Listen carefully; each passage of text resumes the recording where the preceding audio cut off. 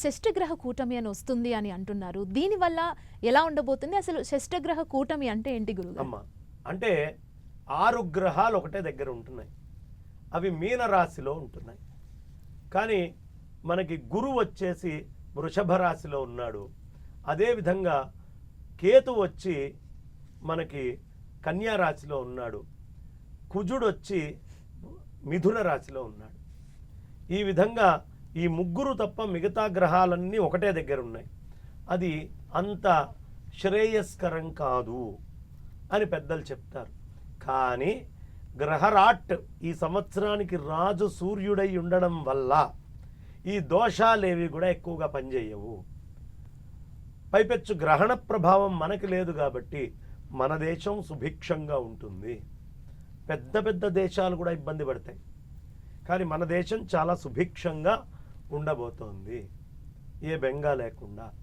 ఇక ఈ షష్టగ్రహ కూటమి 1.5 రోజు ఉంటుంది. కానీ షష్టగ్రహ కూటమితో అయిపోయిందా అంటే లేదమ్మా. మనకి పంచగ్రహ కూటమి అని ఆ తర్వాత ఇంకొక 13 రోజుల దాకా కూడా పంచగ్రహ కూటమి ఉంటుంది. ఈ పంచగ్రహ కూటమి దాకా కూడా యోగ్యం మంచిది కాదు, కొంచెం వినాశకరమే అని చెప్తూ ఉన్నారు. అయినప్పటికీ గ్రహరాట్ ఉండడం వల్ల విశ్వావసు విశ్వరాట్ అనేటటువంటి పదం వల్ల విశ్వరాజు ఈ సంవత్సరం అని చెప్పుకోవడం వల్ల ఇది చాలా విశేషంగా ఉంటుంది. అందుకని ఈ షష్టగ్రహ కూటమి వచ్చింది అని మనం బెంగపడక్కర్లేదు, మనందరికీ బ్రహ్మాండంగా ఉంది. అంటే అది ఎప్పుడు వస్తుంది గురుగారు? అంటే సమయం ఏదైనా చెప్తారా? అమావాస్య రోజు నుంచి ఆరంభమై ఉగాది చివరి దాకా కూడా ఉంది. కాబట్టి ఈ 30వ తారీఖు దాకా కూడా ఇది రాబోతోంది. ఆ 1.5 రోజు 6 గ్రహాలు ఒకటే దగ్గర ఉన్నాయి.